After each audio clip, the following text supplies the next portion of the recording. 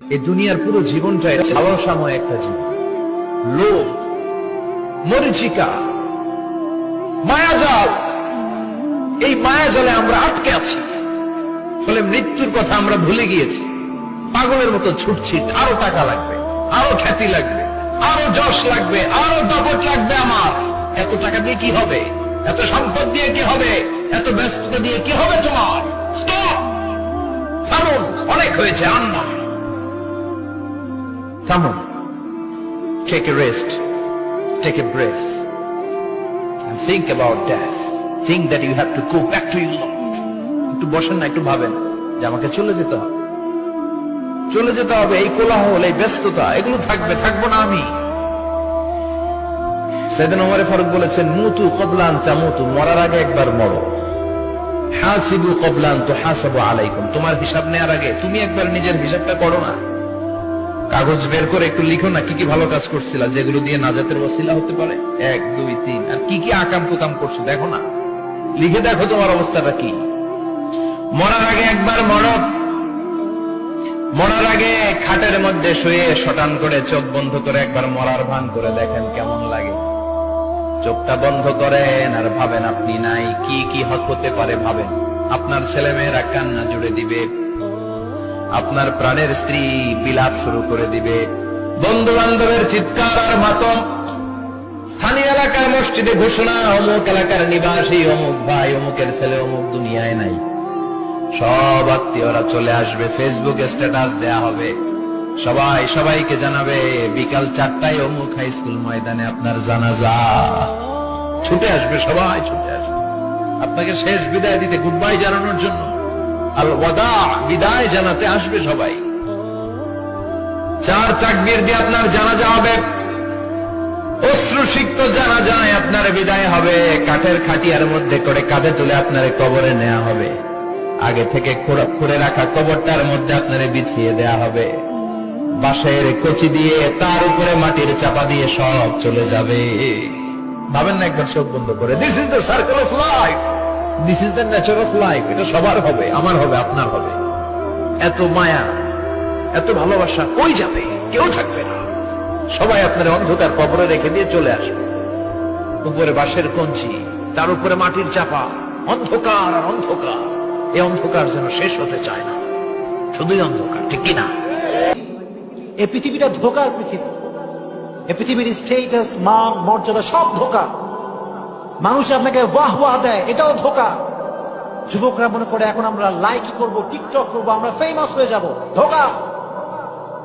যুবকরা মনে করে এখন মডেল করব, স্টাইলিং করে চুল কাটবো, জিন্সের প্যান্ট, শার্ট, টি শার্ট, একটা মডেলিং স্টাইলিশ ওয়াচ করবো, একটা বাইক কিনবো, ক্যামেরা কিনবো, সফল আমি, না, ধোকা। ডাক্তার হলেই সফল, না, ধোকা। ইঞ্জিনিয়ার হলেই সফল হয়ে যাব, ধোকা। Everything in this world is like a mirage. এই পৃথিবীর সবকিছু মরীচিকার মতো। বিশ্বাস না হলে যা জানাজা হবে তাকে জিজ্ঞেস করেন, যার মাইয়ের তা খাটিয়ার উপরে শোনা, তাকে জিজ্ঞেস করেন, ভাই তোমার সম্মান কোথায় গেল? তোমার স্টেটাস কোথায় গেল? Where is your status? Where is your money? Where is your bank balance, man? কই তোমার সম্মান? কই টাকা পয়সা? কই তোমার ধন সম্পত্তি? কই তোমার ফ্যান ফলোয়ার? কোথায় আজকে? কিচ্ছু না। You are alone today.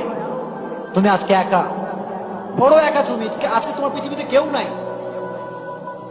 এজন্য মাঝে মাঝে কবরের স্থানে যাবেন, ধনীর কবর দেখবেন, গরিবের কবর দেখবেন, সব ইকুয়াল, সব সেম। কোন পার্থক্য আছে? কোনো পার্থক্য নাই।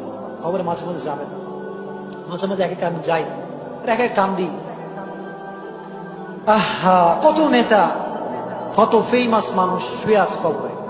কবরের উপরে মাটি নাই, কবরের উপরে চাটিয়া নাই, চাটাই মাটাই সব শেষ। কবরে পানি পড়ছে, কবরের উপরে গাছ। আজ ওই কবরে সূরা ফাতিহা পড়বে এমন কোন ব্যক্তি সে কবরে বাকি নেই, সব পড়ে আছে। উইরান কবরে শহরে খামোশা, সূরা ফাতিহা পড়নে ওয়ালা ভি কোই বাকি নেই। এমন কবর পৃথিবীতে আছে, শেষ। কবরের কিচ্ছু নাই ওই কবরে। ধনী গরিব, সরকারি চাকরিজীবী, বেসরকারি চাকরিজীবী, সবাই একসঙ্গে পড়ে আছে, কোনো পার্থক্য নাই। এই জন্য আল্লাহ বলেন পরকালে there is no difference. There is no difference between black and white, and the member of the parliament and rickshaw puller, everyone is equal, completely equal, 100% equal. There is no difference between them in the day of judgment. কিয়ামতের ময়দানে পরকালে ধনী গরিবের পার্থক্য নাই, member of the parliament এবং রিক্সাওয়ালা কোনো পার্থক্য আল্লাহর সামনে নাই, ঠিক কিনা? তর্ক কইরেন না, বাঁচবেন আর কয়দিন। ঝগড়া দুনিয়াতে থেকে যাবে, মামলা দুনিয়াতে থেকে যাবে। আসল জীবন কাকে বলে জানেন? নিজে ভালো থাকার নাম জীবন নয়, মানুষকে ভালো রাখার নাম জীবন।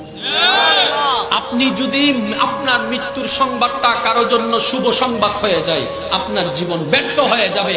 এমন ভাবে একটা মৃত্যু আল্লাহর কাছে চান যেন আপনার জবানে হাসি থাকে, মুখের মধ্যে কালিমা থাকে।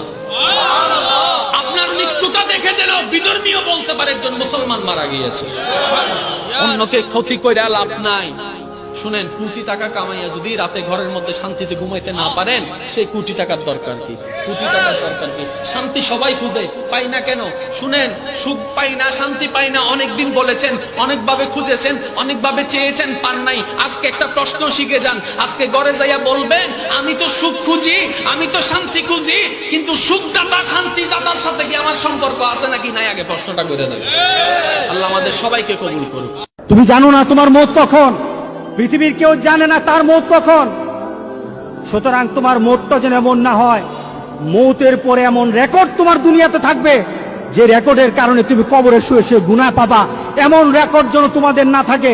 যুবক, আজকে তোমাদেরকে বলি, তুমি যদি মুসলমানের সন্তান হয়ে থাকো, তাহলে আজকে তোমাকে এই চিন্তা করতে হবে, এমন কাজ আমি করব না যেই কাজের জন্য আমাকে মৃত্যু পরবর্তী জীবনে আমাকে গুনাহ পেতেই থাকবো, এই কাজ আমি করব না।